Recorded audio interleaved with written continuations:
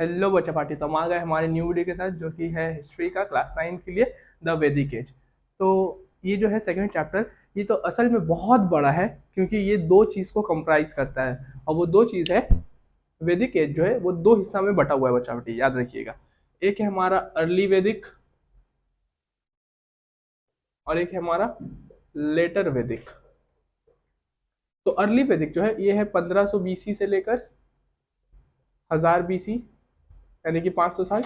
और लेटर वैदिक जो है ये हमारा 1000 बीसी से लेकर 500 बीसी, जो कि अगेन है 500 साल। क्लियर है?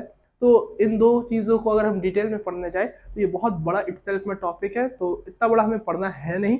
हमें जो जो पढ़ना है वो बस क्या है, सोर्सेस। सोर्सेस मतलब जिसके बारे में जिससे हम जानते हैं वैदिक एज के बारे में। क्लियर है? यानी कि अर्ली वैदिक और लेटर वैदिक के बारे में। देन ऋग्वेदास, ऋग्वेदास में सामवेदा, यजुर्वेदा, ये सब के बारे में पढ़ेंगे हम। एपिक्स, एपिक्स मतलब जैसे कि दो एपिक्स है, एक है रामायण और एक है महाभारत। क्लियर है? इसके ऊपर शॉर्ट नोट्स आ सकता है, तो उसका जो मैं कहानी बताऊंगा उसे समराइज करके आप बस लिख लीजिएगा। Then iron artefacts, pottery and comparison पढ़ना है अर्ली वैदिक के बारे में और लेटर वैदिक के बारे में। और कंपैरिजन किसके बारे में? सोसाइटी और हमारा इकोनॉमिक कंडीशन। इकोनॉमिक कंडीशन मतलब उस जमाने के आदमी लोग पैसा वैसा कैसे कमाते थे। आई होप क्लियर है। तो ये जो चैप्टर है मैं बहुत शॉर्ट में कंप्लीट करने वाला हूँ, लेकिन एक नया चीज़ आपके लिए लाया हूँ कि ये जो है पर्टिकुलर चीज़ मैं नोट्स हिसाब से आपको कराऊंगा। क्लियर है? तो चलिए स्टार्ट करते हैं। तो आपको दिख रहा होगा ये पूरा नोट्स है, बस इतना ही आप पढ़ के अगर चले जाइएगा तो इससे ज़्यादा आपको कुछ करने की दरकार नहीं है। तो करना क्या है, देखिए ये जो पर्टिकुलर चीज़ आप स्क्रीनशॉट करके अपना नोट्स बना सकते हैं इसी से, या फिर इसे लिख भी सकते हैं। चलिए, the Vedic period, the Vedic period when Aryans first settle in India is known as the early Vedic period. अच्छा, हमने जाना था कि अगर पूछा जाएगा वैदिक एज पूरा कितना से कितना है तो 1500 बीसी से 500 बीसी, यानी कि 1000 साल है, इतना याद रखिएगा। क्लियर है? अर्ली वैदिक कब से कब है? 1500 से 1000, जैसे कि मैंने आपको पहले ही कह दिया है। अब बात समझिए, मैंने आपको कहा था कि इससे पहले कौन सा एज था? हड़प्पन। हड़प्पन क्यों डिक्लाइन हुआ उसका एक रीजन था, याद है? कौन सा? Aryan invasion. तो कहा जाता है आर्यन इन्वेजन के बाद ही वैदिक एज आ गया था, लेकिन ऑब्वियस बात है वो प्रोटो हिस्ट्री था, इसलिए हम उस मुद्दे पर कंक्लूजन नहीं दे सकते हैं, है कि नहीं? तो देखिए second point, when iron had come to be used, Aryans followed the course of river and settle along the valley of Yamuna and Ganga. मतलब आयरन के यूज के टाइम, आयरन का यूज बहुत होता था इस टाइम में, और जो आर्यंस थे वो यमुना और गंगा रिवर के पास सेटल हो गए थे। आप मैप में देख सकते हैं, आप मैप में देख सकते हैं कि ये कैसा सेटलमेंट है। देखिए यमुना और गंगा रिवर के पास है। क्लियर है? अच्छा, उस समय जो सबसे ज़्यादा टूल यूज होता था वो सिर्फ आयरन का ही होता था। रीज़न हम जानेंगे आयरन आर्टिफैक्ट्स जब पढ़ेंगे। अच्छा, फिर 1000 बीसी से 500 बीसी जो था ये किसका था? वैदिक एज का था, और ये जो था सेटलमेंट ज़्यादातर गंगा रिवर के पास था। क्लियर है? अब आता है सोर्सेस। सोर्सेस का सबसे पहला है वेदास। क्लियर है? आप देखिए नोट्स पूरा लिखते जाइए तो बेहतर है, पॉज करके पहले लिख लीजिए फिर आराम से पूरा सुनिए वीडियो। तो सोर्सेस का सबसे पहला जो है, it was written in Sanskrit, Veda means knowledge, यानी कि ये जो पूरा है ये संस्कृत में लिखा गया था, और वेद का मतलब क्या होता है? नॉलेज। नेक्स्ट देखिए, हाँ अब आपको दिख रहा होगा 4 वेदा, जैसे वेदा किस में बटा हुआ है? 4 में। पहला है ऋग्वेदा, फिर है सामवेदा, फिर है यजुर्वेदा, फिर है अथर्ववेदा। क्लियर है? तो इसके बारे में शॉर्ट नोट्स आ सकता है। तो द ऋग्वेदा सबसे जो मेन है, ये 10 मंडलाज में बटा हुआ है, और ये सबसे पुराना रिलीजियस टेस्टामेंट है। जैसे कि ओल्ड टेस्टामेंट होता है ना क्रिश्चियंस लोग का, तो वैसे ही एक टेस्टामेंट है जिसके बारे में हिंदुइज्म के बारे में सबसे ज़्यादा इसमें लिखा हुआ है। नेक्स्ट है, ये जो है हिम्स इसमें बहुत सारे हैं। हिम्स मतलब जो है जैसे कि गायत्री मंत्र हो गया, या जितना भी पूजा पाठ के दौरान जो यूज़ होता है ये बहुत है इसमें, और सबसे फेमस इसमें कौन सा है? गायत्री मंत्र। दूसरा सामावेदा। सामावेदा, सामा का मतलब होता है स्वीट सॉन्ग, या फिर मेलेडी भी इसे कह सकते हैं हम। अब ये जो है क्यों यूज होता था? प्रीस्ट लोग इसे यूज करते थे, जैसे कोई बलिदान हुआ सैक्रिफाइस के टाइम या रिचुअल्स के टाइम इसे यूज किया जाता था। क्यों यूज़ किया जाता था और कहाँ से आया था? ये ऋग्वेदा से इसे लिया गया था और इसे गाना के स्वर में गा गा के जैसे कि होता है ना पूजा पाठ, तो उसमें हम यूज़ करते थे। तीसरा याजुर्वेदा। याजुर्वेदा क्या था? It deals with the hymns recited during the performance of yajnas. Yajnas मतलब पूजा वूजा जो होता था उस टाइम, अगेन जो हिम्स यूज होता था उसे ही हम कहते हैं याजुर्वेदा में ये सब लिखा गया है। ये देखिए पढ़ने जाइएगा तो ये सब बहुत मोटी मोटी किताबें है, मैं बस इसके बारे में आपका शॉर्ट नोट्स आएगा और कुछ नहीं। The last but not least Atharvaveda. Atharvaveda में क्या है? जादू टोना या फिर कैसे किससे बचा जाए, चार मर्म, इसके बारे में लिखा गया है। मतलब ये सब हिम्स है। हिम्स आपको समझ आ रहे होंगे, जैसे गायत्री मंत्र क्या है, एक हिम है, तो ऐसे ही ये सारे हिम्स है। क्लियर है?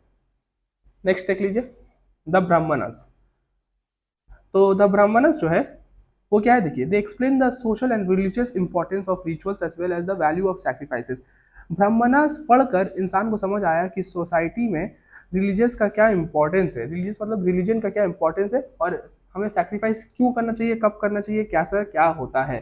जैसे आज के टाइम में पूजा पाठ होता है तो ये कहाँ से चला आ रहा है? ये समझिए आज से 2500 साल पहले से चला आ रहा है। समझ आ रहा है आपको? 2500 से 3500 साल से चला आ रहा है। आर्यानकास। तो आर्यानकास देखिए इसे हम फॉरेस्ट बुक भी कहते हैं और इसमें हम साधु के बारे में जानते हैं। साधु जो फॉरेस्ट में चले जाते थे वनवास करने, फिर जो वहाँ पर अपना इनलाइटमेंट लेके आते थे, फिर वहीं अपना ज़िंदगी त्याग कर देते थे, तो इसमें हम उसके बारे में जानते हैं।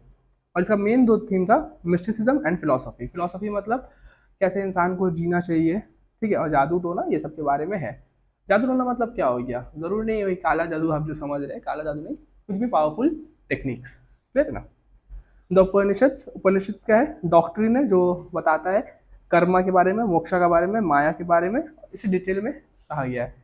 कर्मा मतलब जो करिएगा वो आपको साथ होगा। मोक्षा मतलब सोल सैल्वेशन, जैसे कि हर आत्मा को मुक्ति कैसे मिला जाता है। और माया मतलब ये दुनिया जो है मोह माया कहते हैं ना हम लोग, उसके बारे में डिटेल में कहा गया है। आपको उतना नहीं जानना है डिटेल में, ये सब खूब मोटी मोटी किताबें हैं, हमें बस जानना है कि इसमें क्या लिखा गया था और कुछ नहीं। तो आप समझ आ रहा है? पहला पॉइंट देखिए मैंने क्या लिखा था, सोर्सेस के बारे में हमें पढ़ना है।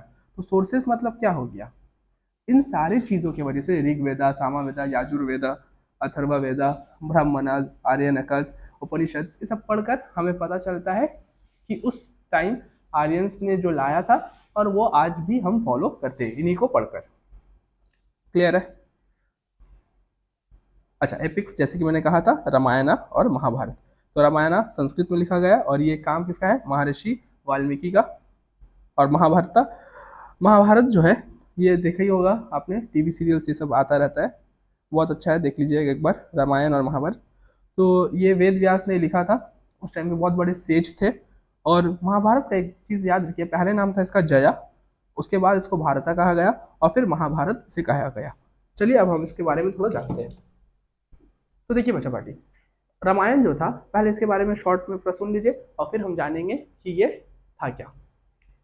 तो रामायण जैसे कि हमें पता है लॉर्ड राम के बारे में है। तो लॉर्ड राम के पिता जो थे दशरथ और उनकी वाइफ जो थी कैकेयी, ठीक है। अब हुआ क्या था, राम जो थे कैकेयी के अपने बेटे नहीं थे, लेकिन कुछ रीज़न के वजह से कैकेयी को भड़काया गया था और जब राम सीता से शादी कर आए थे उन्हें दूसरे दिन ही वनवास मिल गया था। वनवास कितना साल का होता है याद रखिएगा? 14 ईयर्स का होता है। तो उनका जो बड़ा भाई था भरत, मैंने बड़ा भाई मतलब क्या, उनसे छोटा था, राम सबसे बड़े थे, तो उन्हें राजगद्दी दे दिया गया था। तो राम तो वनवास चले गए, सीता भी चली गई, लेकिन लक्ष्मण जो सबसे ज़्यादा राम को प्यार करते थे वो भी उनके साथ चले गए। क्लियर है? ये स्टोरी आप जानते भी हो गए, अगर जानते तो स्किप करिए, आगे जाइए। तो हुआ क्या था, जब वो वनवास में थे तीनों, तो राम और लक्ष्मण गए थे जंगल में कुछ फल वल लेने या फिर कुछ भी शिकार करने। तो रावण आए और सीता का अपहरण करके ले गए और फिर वहीं से रामायण का क्या हुआ, रावण का नष्ट किसने किया? राम भगवान ने किया। और यही पूरा कहानी है किसका? रामायण का। कहा जाता है कि जो राम भगवान थे वो विष्णु के एक अवतार थे। क्लियर है? अब हम जानते हैं महाभारत के बारे में। तो महाभारत जो है ये ज़्यादा फेमस है, रीज़न भी इसमें कृष्ण भगवान का बहुत बड़ा रोल था। तो महाभारत में क्या था, देखिए दो भाइयों का ग्रुप था, मतलब दो भाई थे, एक था कौरव और एक था पांड्यस, ठीक है। तो कौरव के 100 पुत्र थे। तो आप बोलेंगे 100 पुत्र सर, तो एक्चुअली उस टाइम क्या था, भगवान के ब्लेसिंग से वजह से 100 पुत्र हो जाते थे, ठीक है। और पांड्यस जो थे इनका भी ये 5 भाई थे। तो इन दोनों भाई में लड़ाई हुआ था, अच्छाई और बुराई। कौरव जो थे वो बुरे थे, और पांडव जो थे, पांडव जो बोला जाता है, वो अच्छे थे। तो ये 5 भाई वर्सेस 100 भाई हुए थे। तो बस 5 वर्सेस 100 नहीं थे, सेना भी थे। तो पूरा सेना किसकी तरफ था? राजा कौन था? दुर्योधन। मतलब जो मेन कौरव का जो मेन लीडर था, जो मेन बड़ा भाई था, वो था दुर्योधन। और यहाँ पांडव का जो मेन बड़ा भाई था, युधिष्ठिर। अब इनके बीच लड़ाई हुआ था। अच्छाई ऑलवेज विंस। तो अच्छाई ने बुराई को खत्म किया। और ऑब्वियस बात है, इनके पीछे पांडव के पीछे किसका हाथ था? पांडव के पीछे किसका हाथ था? लॉर्ड कृष्ण का। और लॉर्ड कृष्ण ने पूरे पांडव को भगवत गीता का पाठ पढ़ाया और उन्हें अच्छाई की ओर ले गए, और अच्छाई ने बुराई के ऊपर जीत की। तो यही पूरा कहानी है। आप इसके बारे में शॉर्ट नोट्स लिख सकते हैं। चलिए अगेन,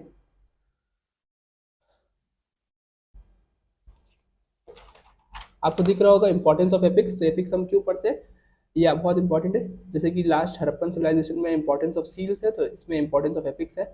एपिक्स मतलब यही कहानियाँ। तो देखिए, ये सब माइथोलॉजी में आते हैं। मिथ्स मतलब क्या? ये सब का अगेन हमें पता नहीं है कि हुआ था कि नहीं हुआ था, लेकिन हम इससे क्या क्या निकाल पाते हैं। तो they reveal the high ideals of family life of Aryans. Aryans मतलब क्या?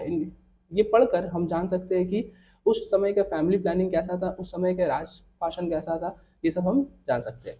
भगवत Gita elaborates the karma philosophy and the immortality of soul, कि इंसान का बॉडी जो है दुश्वर है, दुश्वर मतलब खत्म हो जाता है, लेकिन उसका सोल कभी भी खत्म नहीं होता है। तीसरा, they provide information on Aryan kingdom, their armies and weapons. इसे पढ़कर, एपिक्स जैसे रामायण और महाभारत पढ़कर हम जान सकते हैं कि उस समय का आर्मी कैसा था, वेपन्स कैसे कैसे यूज हुआ करते थे। गन्स थे उस समय? नहीं, उस समय गन्स नहीं थे, उस समय तलवार थे, शील्ड थे, ये सब हुआ करता था। Last but not least, archaeological sources. तो आर्कियोलॉजिकल सोर्सेज में सबसे पहला है आयरन आर्टिफैक्ट्स। तो देखिए, ब्रोंज एज का समय था। तो ब्रोंज तो कब यूज होता था? हड़प्पन सिविलाइजेशन में, ये हमने पढ़ा है। तो उसके बाद जो नेक्स्ट मेटल आया वो था आयरन। और आयरन जो है, इसके वजह से बहुत तरक्की दुनिया में हुआ। तो आयरन जो था वो तरक्की पाने का उसका 2 रीज़न था, क्योंकि वो बहुत चीप था और वो बहुत हार्ड था। कॉपर और ब्रोंज से वो बहुत हार्ड हुआ करता था। इसमें आ सकता है आयरन कहाँ कहाँ यूज़ होते थे? एग्रीकल्चर में यूज़ होते थे, सिकल, प्लाउ हेड्स, होज बनाने में। और इसके वजह से क्या होता है? राइस, व्हीट, बार्ली, ये सब का प्रोडक्शन बहुत बढ़ गया था। एग्जाम में पूछेगा ऑक्यूपेशन में आयरन ने क्या योगदान दिया। तो ऑक्यूपेशन में क्या था? Carpentry, spinning, tool making, weaving, ये सब में ऑक्यूपेशन बढ़ने लगे। और last but not least, defence. Defence में क्या यूज हुआ? आर्मर, शील्ड और वेपन्स आयरन के बनने लगे। तलवार वलवार किसका बनता था? आयरन मैन का बनता था। नेक्स्ट देखिए, पॉटरी। तो शॉर्ट नोट आ सकता है GW और PGW। तो GW क्या है हमारा? ग्रेवेयर। और PGW क्या है? Painted grey ware. पहले देख लीजिए पॉटरी उस टाइम के कैसे थे, ओपन रहते थे, ओवल शेप्ड, और डिजाइन भी बहुत थे। हाँ, तो ये जो थे अलग अलग पैटर्न्स के हुआ करते थे, फ्लोरल पैटर्न हुआ करते थे, सन का सिंबल के साथ हुआ करते थे। तो इससे हमें क्या पता चलता है कि ये जो पर्टिकुलर चीज़ थे उस टाइम का पॉटरी का दर्शाता है कि पॉटरी उस टाइम भी फेमस थे, और आज भी पॉटरी फेमस है। और अब तो कम हो गया क्योंकि फिल्टर विल्टर सब यूज़ होने लगा है। तो पॉटरी वेसल एक होता था जिसमें सब इंसान अपना पानी या फिर जो भी है उसे स्टोर किया करते थे। क्लियर है? चलिए अब इससे देख लीजिए।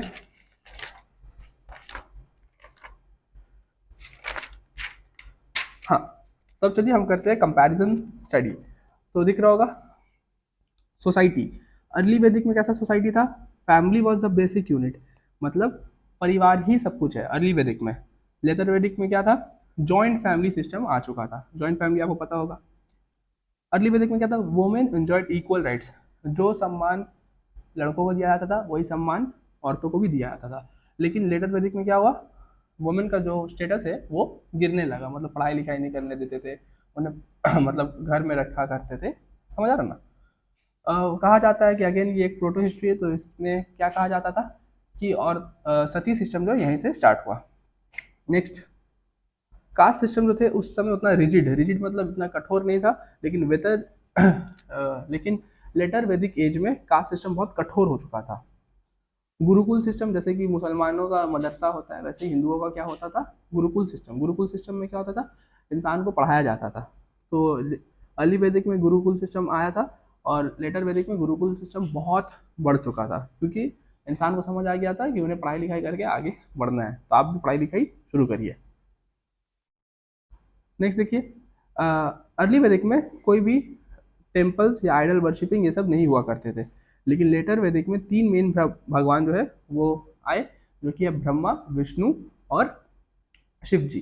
तो ब्रह्मा जी को बोला जाता है कि वो हमारा भाग्य बनाते हैं। विष्णु जी जो है वो पूरा एक गॉड है, मतलब जब भी बुराई आएगा तो अच्छा हर 100 साल में वो आते हैं, उनका अवतार आता है और बुराई के ऊपर अच्छाई का जीत होता है। और मेन जो है वो शिव जी, जो कि है डिस्ट्रॉयर। नेक्स्ट है इकोनॉमी। इकोनॉमी में क्या हो गया, cattle was the important source of wealth. Cattle मतलब क्या, जैसे कि ग्वाला लोग जो थे वो उस टाइम का मेन सोर्स था, भैंस चराना ये सब मेन सोर्स में आता था। लेकिन लेटर वैदिक में क्या हो गया था, ज़मीन, लैंड है ना, ज़मीन बनाना, बेचना, फार्मिंग ये सब मेन सोर्स हो गया था। अर्ली वैदिक में क्या था, डाइंग, एम्ब्रॉयडरी, कारपेंट्री, वीविंग ये सब मेन था। और लेटर वैदिक में क्या था, ट्रेडिंग बहुत बढ़ने लग गया था और ज़्यादातर आदमी लोग म्यूजिशियन, फिजिशियन ये सब का काम कर रहे थे। क्लियर है? तो आई होप आपने पॉज कर करके नोट्स भी बना लिए होंगे। तो जैसे कि मैंने कहा था ये वीडियो बहुत शॉर्ट होने वाला है और मैं आपको नोट्स भी सप्लाई करने का सोच रहा था, तो ये आपका हो गया। तो आपको बस इतना ही पढ़ना है। आप याद रखिए पूरा बुक में आपको जितना भी दिया गया है, ऑब्वियस बात है अगर आपको नॉलेज के लिए पढ़ना है तो वो बहुत बेहतर है, लेकिन आपको बस अगर एग्जाम के लिए पढ़ना है तो बस आपको इतना ही पढ़ना है। हमेशा जब भी पढ़िएगा मेक श्योर कि आप सिलेबस को देखते हुए पढ़ रहे हैं, तो आपका सिलेबस में बस बच्चा पार्टी इतना ही है। तो चलिए मिलते हैं अगले वीडियो में, पढ़ाई करते रहिए और अच्छे मार्क्स लाइए।